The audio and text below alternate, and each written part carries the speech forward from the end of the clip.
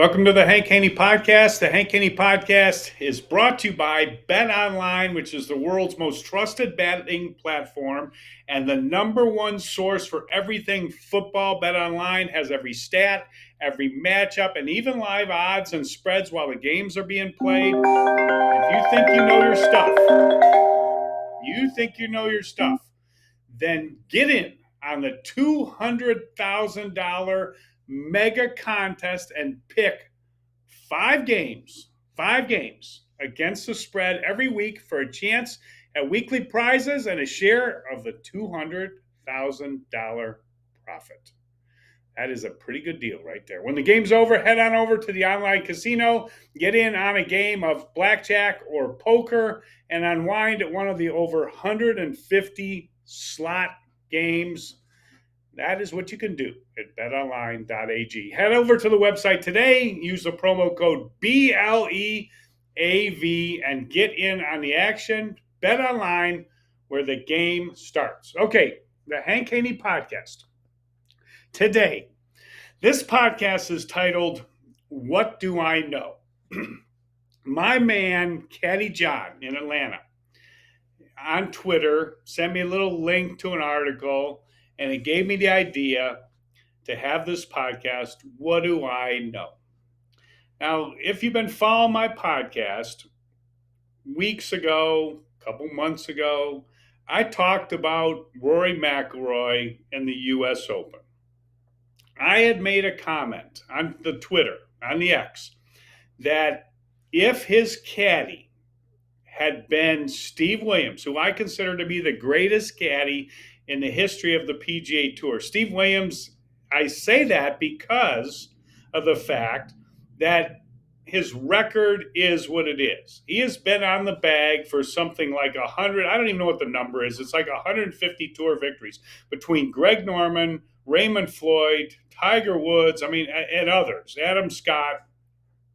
Steve Williams has a record. You are what you, like my friend Bill Parcells said, you are what your record says you are.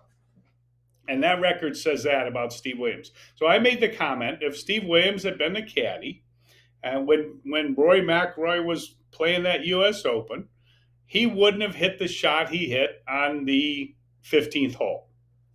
Didn't mean he's got a bad caddy. Didn't mean he should have replaced his caddy.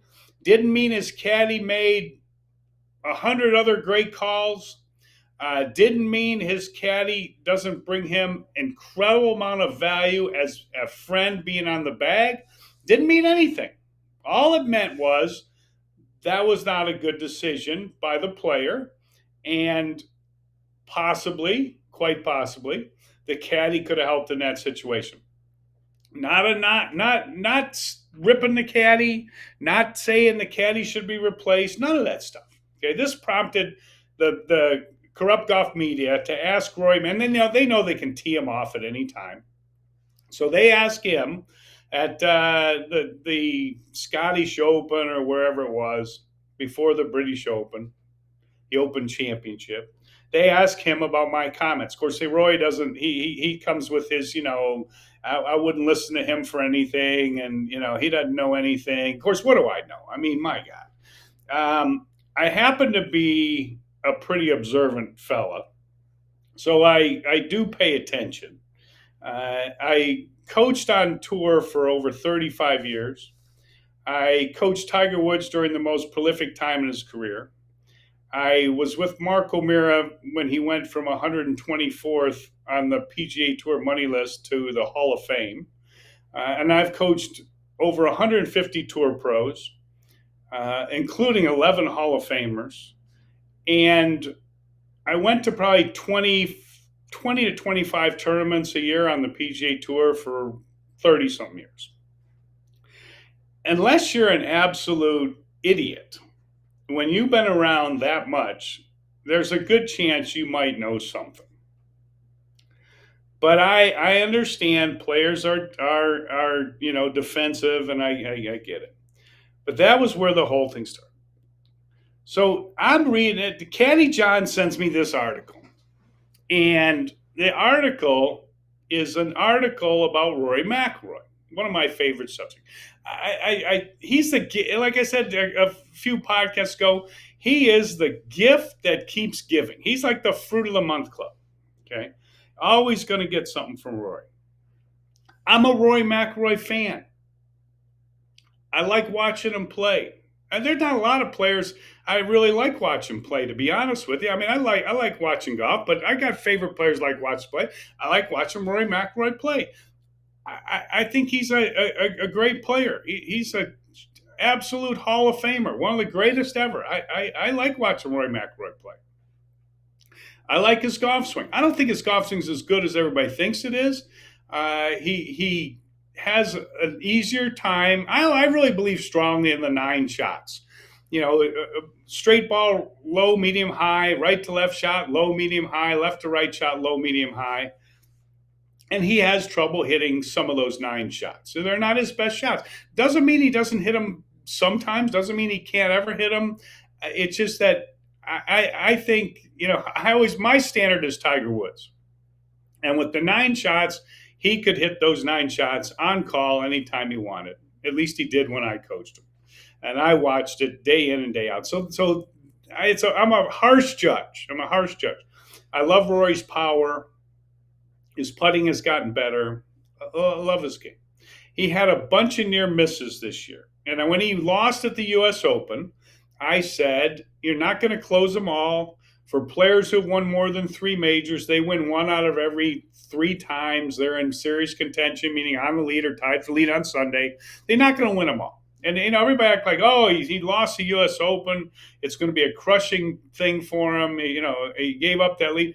That happens. I mean, I was the biggest defense of it. That happens. I mean, you're not going to win every one time you get in that situation. Rory McIlroy, though, has been having a little trouble with the close. He had a chance at the Olympics, didn't get the job done. He had a chance at the Irish Open. As a matter of fact, had the lead at the Irish Open, gave it up in the last couple holes. He had the chance the next week at the BMW PGA Championship in Europe. And he ends up losing that one to the Billy Horschel in extra holes. So he's on a little streak of 4 tournaments where he's on the lead or tied for lead on Sunday, and it doesn't happen. Doesn't mean he won't win the next 2 or 3 that if he wins the next 2, he's in contention on the lead or tied for lead on Sunday, wins the next 2, he's right on average. And it doesn't mean that won't happen. Matter of fact, if I was a betting man, as good as Rory McIlroy is, the next time he's in contention on Sunday, I'm going to bet on Rory McIlroy.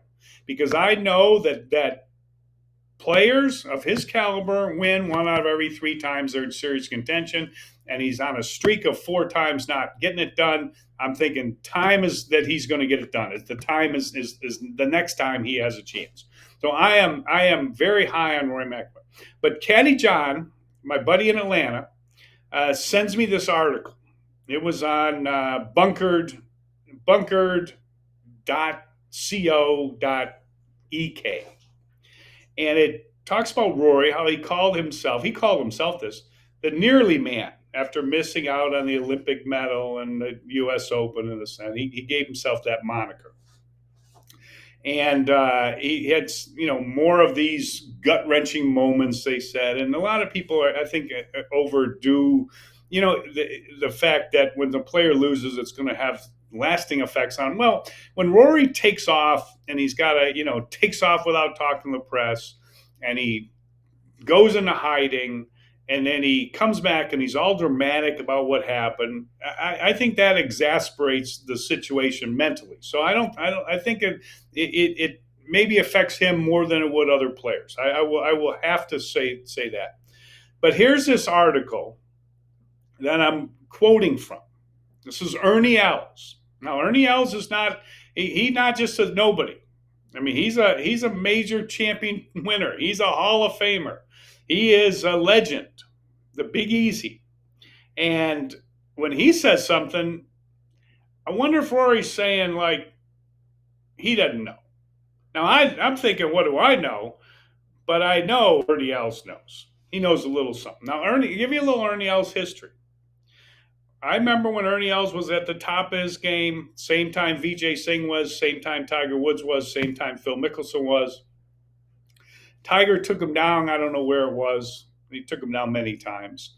But I remember one time in particular, Tiger said, if I take Ernie Els down today, this was a Sunday at a tournament, I take him down today and bury him, he'll never recover from this. So that told me something about where Tiger felt like Ernie Els was mentally.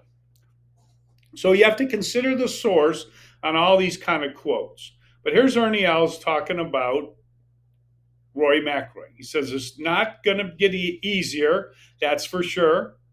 Pinehurst, that's going to sting for a long time. Mentally, we're going to have to see. When you have a little bit of doubt that creeps in, it's hard to get it out. I've been there many times. You beat yourself up. To a certain extent, every player does that. Tiger certainly didn't do that, but there isn't many Tiger Woods. Matter of fact, there's probably never going to be another one. Ernie Els talked about 3 moments on the back nine where it all went wrong for Rory. He overhit his tee shot on the par 3 15th hole. That was number 1. Why did he do that? He took out the wrong club. He played a shot straight up in the air when he should have flighted it down, maybe even just the right club, but not straight up in the air. Same club, flighted down, would have carried a little less, and then it could have run up there. Carried it too far, greens were too hard, didn't stop. Not a bad swing, not a bad shot, great swing. Wrong shot, wrong time. Ernie Els pointed it out. Same exact thing that I pointed out, but what do I know?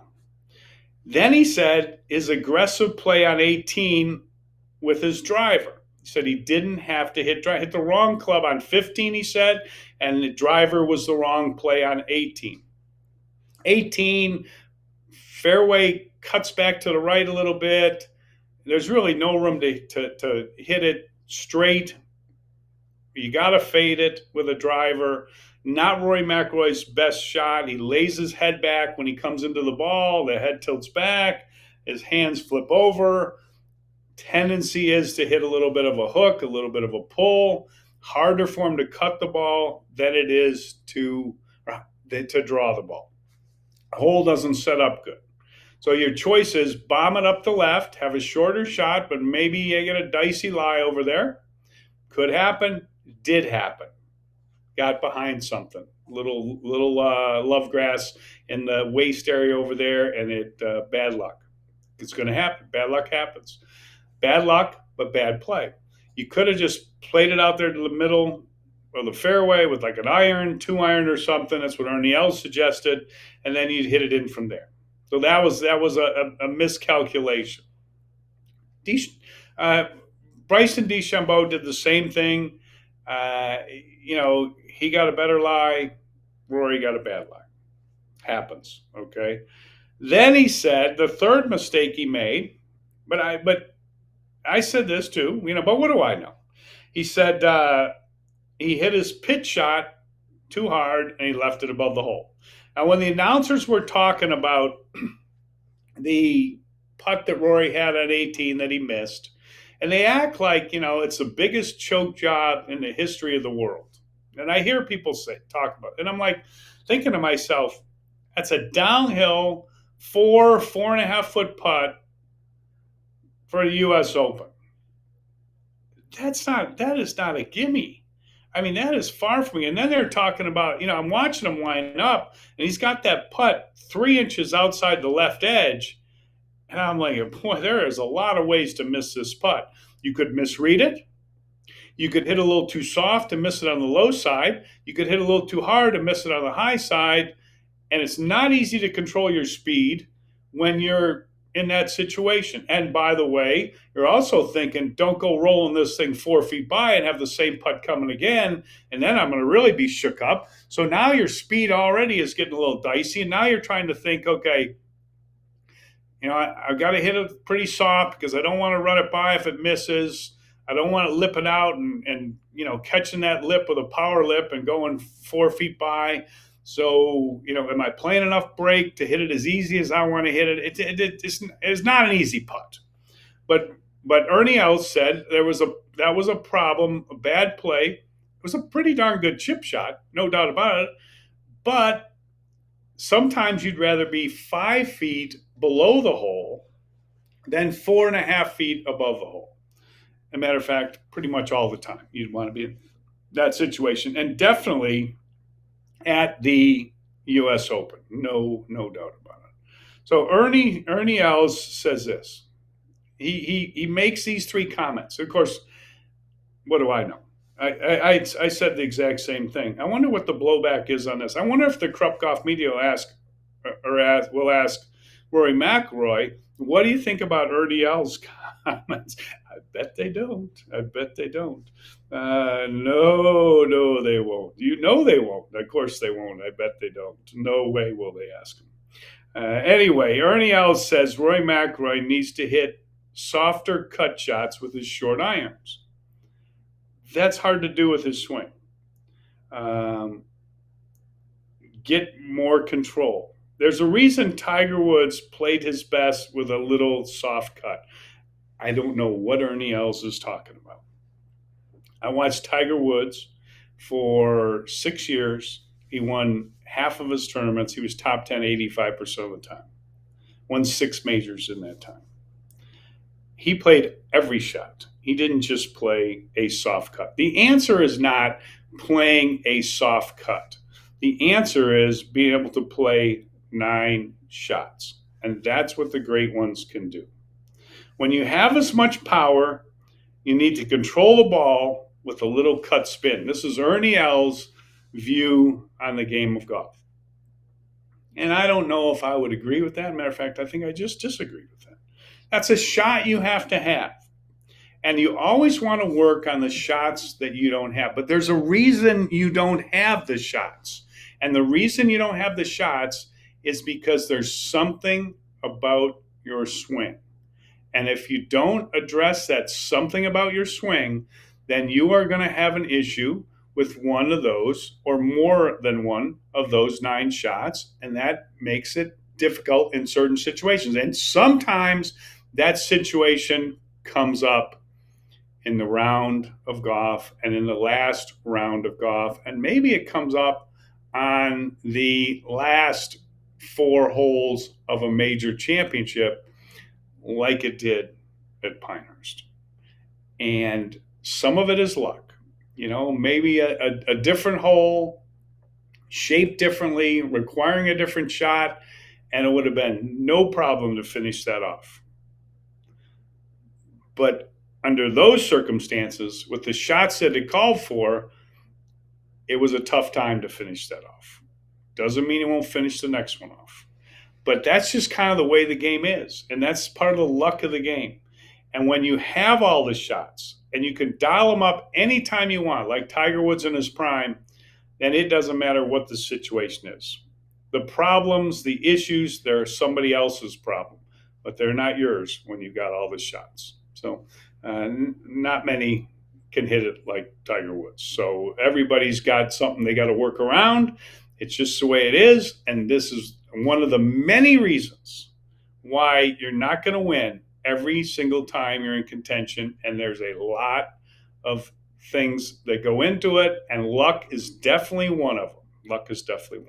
Hope everybody enjoyed the podcast. Hit the follow button on the iHeartRadio app, wherever you get your podcasts. You can watch the Hank Haney Podcast on nofilter.net. You can also watch it on my YouTube channel, Hank Haney Podcast YouTube channel. And remember also my Voodoo Pain Relief Cream.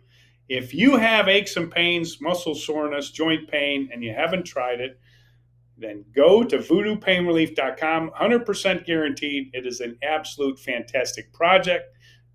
And I hope everybody enjoyed the podcast. We'll talk to you soon on the Hank Haney Podcast.